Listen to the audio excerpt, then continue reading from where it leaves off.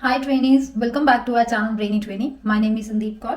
तो आज की इस वीडियो में मैं क्लास 10th के बच्चों के लिए आर.डी. शर्मा में से टर्म 2 का सिलेबस मार्क करवाऊंगी। बहुत बच्चे मुझे कह रहे थे कि मैम आर.डी. शर्मा से भी मार्क करवा दो, क्योंकि एनसीईआरटी बुक से टर्म 2 का सिलेबस तो ऑलरेडी मैं मार्क करवा चुकी हूँ। उसकी वीडियो मेरे इस चैनल पर है, तो काफ़ी बच्चों ने देख ली। अगर आपने अभी तक नहीं देखी तो उस वीडियो को देख लो, उसका मैं लिंक भी इस डिस्क्रिप्शन बॉक्स में दे दूंगी। उसके अलावा आर.एस. अग्रवाल पे भी टर्म 2 की वीडियो बनी हुई है, लेकिन आर.डी. शर्मा पे सिर्फ टर्म 1 की मैंने बनाई थी, टर्म 2 की नहीं बनाई। तो अभी आज हम टर्म 2 का सारा सिलेबस, मतलब कि ईच एंड एवरी क्वेश्चन मैं आपको बताऊंगी कौन सा आपको पढ़ना है कौन सा नहीं पढ़ना इस आर.डी. शर्मा की बुक से। तो वीडियो को स्किप बिल्कुल मत करना, वीडियो को अंत तक जरूर देखना। तो लेट्स गेट स्टार्टेड। तो सबसे पहले हम इंडेक्स खोलेंगे, तो आप भी मेरे साथ इंडेक्स खोल लीजिए, क्योंकि आपको पहले पता होना चाहिए कि कौन कौन से चैप्टर्स टर्म 2 में आने वाले हैं। ठीक है, तो सबसे पहले आपको टर्म 2 में आएगा क्वाड्रेटिक इक्वेशंस, देन आएगा अर्थमेटिक प्रोग्रेशन, उसके बाद यहाँ पे सर्कल्स एंड कंस्ट्रक्शंस, देन आपको आएगा हाइट्स एंड डिस्टेंसेस। आपकी एनसीईआरटी बुक पे है सम एप्लीकेशंस ऑफ ट्रिग्नोमेट्री, लेकिन यहाँ पे हाइट्स एंड डिस्टेंसेस लिखा है। Then surface area and volume, then last statistics. तो टोटल कितने चैप्टर आपको टर्म 2 में आएंगे? 1 2 3 4 5 6 7 चैप्टर्स आपके टर्म 2 में हैं। तो सबसे पहले हम क्वाड्रेटिक इक्वेशन पे चलते हैं कि आपको क्या क्या पढ़ना है। ठीक है, 4th chapter quadratic equations open कर लीजिए। तो ये है क्वाड्रेटिक इक्वेशंस चैप्टर। इसमें आपको क्या नहीं करना, आपको फुल फ्लैश सारा चैप्टर करना, लेकिन सिर्फ आपको एक मेथड छोड़ना है, that is completing the square method. और उसके अलावा आपको वर्ड प्रॉब्लम्स वो छोड़नी है जो मतलब कि एक तो सिंपल वर्ड प्रॉब्लम्स वो तो आएंगी, लेकिन जिसमें इक्वेशंस को रिड्यूस करके क्वाड्रेटिक इक्वेशन बनाई गई है, उस तरह की वर्ड प्रॉब्लम्स आपको नहीं करनी। तो यहाँ पे स्टार्टिंग में आप सारा ये करोगे, जैसे यहाँ पे पेज नंबर ये 4.6 है। अब आप देखना आपकी बुक में क्या है, जैसे लेवल 2 में ये train travels the distance of 480 kilometre eight uniform speed, इस तरह की जो इक्वेशंस बनती है ना, वो कैसी इक्वेशंस बन जाती है? ऐसे 480 over x minus 8 minus 480 over x equals to 3। तो इसमें एलसीएम लेके क्रॉस मल्टीप्लीकेशन करके इस सारी इक्वेशन को रिड्यूस करके क्वाड्रेटिक इक्वेशन बनाई जाती है, जो आपके सिलेबस में नहीं है। इस तरह के वर्ड प्रॉब्लम्स नहीं आएंगे। और कंप्लीटिंग द स्केयर मेथड आपको छोड़ना है। आपने मतलब कि सारी क्वाड्रेटिक इक्वेशंस को सॉल्व करना है, लेकिन सिर्फ बाय फैक्टराइजेशन मेथड। और वो फैक्टराइजेशन मेथड आपने 8th स्टैंडर्ड में, 9th स्टैंडर्ड में, इवन आपने अभी क्लास 10th की टर्म 1 में पॉलिनोमियल चैप्टर में भी किया हुआ है। तो ये आपको अच्छे से आना चाहिए। और उसके अलावा इन केस अगर कोई क्वेश्चन में आपको फैक्टराइजेशन मेथड ना आए, फैक्टराइजेशन को स्प्लिटिंग मेथड भी कहा जाता है, पता है ना सबको? स्प्लिटिंग मेथड भी होता है, splitting the middle term, right? तो ये मेथड आपको आना चाहिए। और उसके अलावा क्वाड्रेटिक फॉर्मूला आपको पता होना चाहिए। कंप्लीटिंग द स्केयर मेथड बिल्कुल करने की जरूरत नहीं है। ठीक है, उसके अलावा आगे मैं जैसे इस तरह का क्वेश्चन भी आपको इतना कॉम्प्लिकेटेड नहीं आने वाला। ठीक है, आगे ये एक्सरसाइज आप पूरी करोगे तो यहाँ पे देखो मैंने क्रॉस लगाया, क्यों? क्योंकि ये by method completing the square method है। तो ये सारा मेथड आपको नहीं करना। ये इक्वेशन को आप उससे कर सकते हो, क्वाड्रेटिक फॉर्मूला से कर सकते हो, फैक्टराइजेशन से कर सकते हो, लेकिन आपको ये सारा नहीं करना है। ठीक है, तो जहां पे भी कंप्लीटिंग द स्केयर मेथड है वहां पे क्रॉस लगा दो। वो मेथड आपको बिल्कुल नहीं करना, आपके सिलेबस से हट चुका है। क्वाड्रेटिक फॉर्मूला का दूसरा नाम श्रीधार्याचार्यस रूल है, ये याद रखना। ठीक है, क्वाड्रेटिक फॉर्मूला जरूर करना है। डिस्क्रिमिनेंट का फॉर्मूला पता होना चाहिए। नेचर ऑफ रूट्स आपको पता होना चाहिए। Nature of roots very very important topic of this chapter. ठीक है, और उसके अलावा वर्ड प्रॉब्लम्स आपको पक्का इस चैप्टर में से आएंगी, तो वर्ड प्रॉब्लम्स अच्छे से कर लेना। और कौन सी वर्ड प्रॉब्लम्स नहीं करनी वो मैंने बता दी आपको, है ना? जैसे ये एजिस वाले हो गए, ये वाले क्वेश्चंस आप लोग करोगे। फ्रैक्शन वाले आ गए, इस तरह की वर्ड प्रॉब्लम्स आपको आएंगी। ठीक है, चलो अब चलते हैं नेक्स्ट चैप्टर पे, अर्थमेटिक प्रोग्रेशन। अब अर्थमेटिक प्रोग्रेशन में भी आपको पूरे का पूरा चैप्टर करना है। आपको छोड़ना क्या है? सिर्फ एसएन वाली जो वर्ड प्रॉब्लम्स है। ठीक है, जैसे ये फर्स्ट है 1 2 3 एक्सरसाइज, आप ये सारी करोगे। जहाँ पे nth टर्म वाले क्वेश्चंस है, ये nth टर्म के वर्ड प्रॉब्लम्स है, ये भी आप सारी करोगे। इसमें आपको कुछ नहीं छोड़ना। आपको ये जो एक्सरसाइज मैंने 5.4 निकाली, ये भी सारी करनी है। ठीक है, यहाँ पे आओ, selection of terms in an AP, ये बहुत इंपॉर्टेंट है। जैसे 3 numbers ABC are in AP. ठीक है, तो उसका ये फॉर्मूला, ये रिमार्क 1 2 3, इस तरह ये वाले इसकी छोटी से ये एग्जांपल्स हैं, ये जरूर करके जाना। ठीक है, और उसके अलावा उसके आगे एसएन शुरू हो जाता है, तो एसएन पे आप ये सारे क्वेश्चंस करोगे। लेकिन जैसे ये वर्ड प्रॉब्लम्स आ रही है ना एसएन में, इस तरह की वर्ड प्रॉब्लम्स आपको बिल्कुल नहीं करनी। ठीक है, ये सारी वर्ड प्रॉब्लम्स आपको नहीं करनी। ये इस तरह की वर्ड प्रॉब्लम्स आपको एसएन में नहीं आएंगी, एएन में आएंगी। nth टर्म में करनी है, S sum to n terms में नहीं करनी। जैसे ये भी सारी वर्ड प्रॉब्लम्स आपको S sum to n terms वाली नहीं करनी। ठीक है, बाकी फुल फ्लेज आपको ये सारा चैप्टर करना है। उसके बाद नेक्स्ट चैप्टर पे बढ़ते हैं हम, सर्कल्स पे। तो पेज नंबर है हमारा सर्कल्स का 8.1।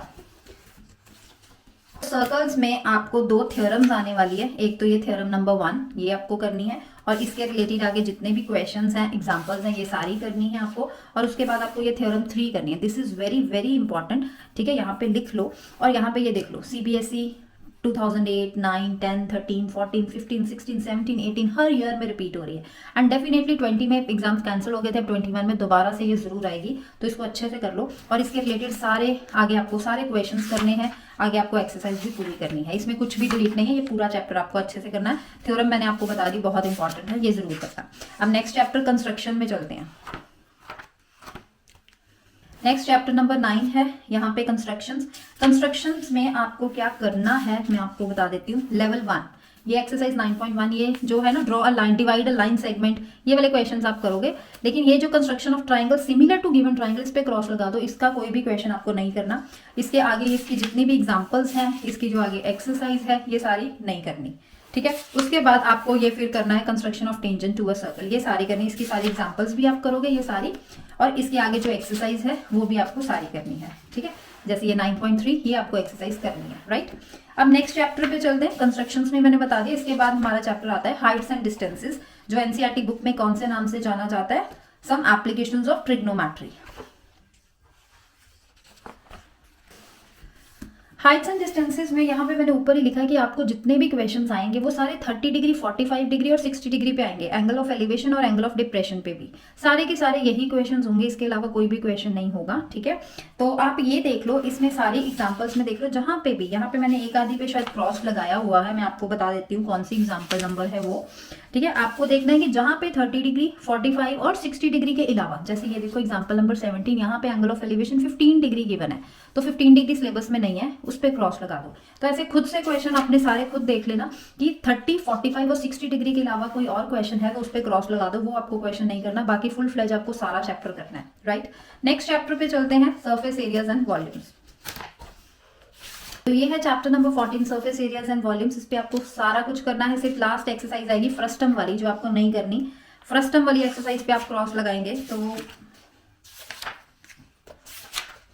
ये है, जहां पे लिखा हुआ है frustum of a right circular cone, इस पे क्रॉस लगा दे। इसके आगे इसकी जितनी भी एग्जांपल्स हैं सब पे क्रॉस लगा दीजिए। इसकी एक्सरसाइज पे भी क्रॉस लगा दीजिए, कोई एग्जांपल नहीं करनी, कोई एक्सरसाइज नहीं करनी, ये सारे पेजेस पे क्रॉस लगा दो। इसके आगे ये देखो, ये है 14.3, ठीक है। इसके आगे आपको जहां पे ये टॉपिक आपको मिल गया फ्रस्टम वाला, जहां पे आपको ये टॉपिक मिल गया frustum of a right circular cone, उससे आगे आपको चैप्टर नहीं करना, ठीक है। इससे पीछे पीछे आपको सारा चैप्टर करना है। उसके बाद हम चलते हैं statistics, last chapter of this term 2। Statistics में आपको मीन भी करना है, मोड भी करना है और मीडियन भी करना है। आपको सिर्फ एक चीज छोड़नी है मीन में, वो उसका third method, that is step deviation method. बाकी आपको पूरा चैप्टर करना और लास्ट में ग्राफ्स आपको छोड़ने हैं, ठीक है। आपको मीन करना है अच्छे से, मीन का आपको डायरेक्ट मेथड आना चाहिए, शॉर्टकट मेथड भी आना चाहिए। आपको कौन सा मेथड नहीं करना, that is step deviation method, तो वो यहीं पे कहीं होगा, ये रहा, ये स्टेप डेविएशन मेथड, इस पे आप क्रॉस लगा दीजिए, ठीक है। ये आपको नहीं करना। हाँ, इसके जितने भी ये क्वेश्चंस है ना जो स्टेप डेविएशन मेथड से हैं, आप इन मेथड, इस वाले क्वेश्चंस को आप सिर्फ इस मेथड को छोड़ के डायरेक्ट मीन्स मेथड से कर सकते हैं, अज्यूम मीन से कर सकते हैं, ठीक है। सिर्फ आपको स्टेप डेविएशन मेथड छोड़ना है, ठीक है, क्वेश्चंस नहीं छोड़ने।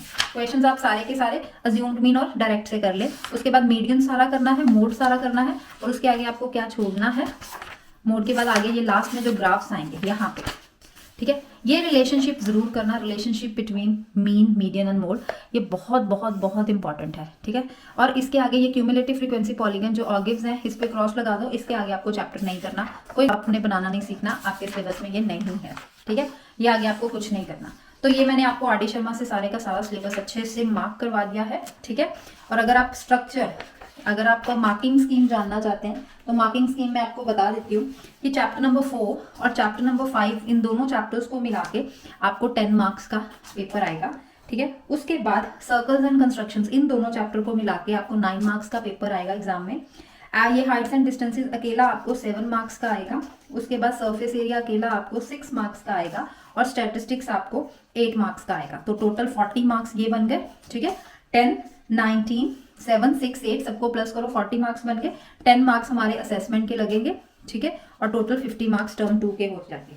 तो ये आपको मैंने अच्छे से मार्किंग स्कीम भी बता दी है। और एनसीईआरटी से भी सिलेबस को अगर मार्क नहीं किया तो जल्दी से कर लीजिए, क्योंकि आर डी शर्मा से पहले आपको एनसीईआरटी अच्छे से करनी है। तो उसकी तो वीडियो ऑलरेडी मैं बना के रखी हुई है, तो सब बच्चों ने देख ली। अगर आपने नहीं देखी तो फटाफट से जाइए डिस्क्रिप्शन बॉक्स में और उस वीडियो को भी जरूर देखें। इसके अलावा साइंस का सिलेबस, सोशल साइंस का, इंग्लिश का, ठीक है, हर एक सब्जेक्ट का मैंने सिलेबस अपने चैनल पर डाला हुआ है। आप टर्म 2 का सिलेबस वहां से देख सकते हैं। सबके लिंक्स आपको डिस्क्रिप्शन बॉक्स में मिलेंगे। मिलते हैं नेक्स्ट वीडियो में, तब तक के लिए bye bye and take care.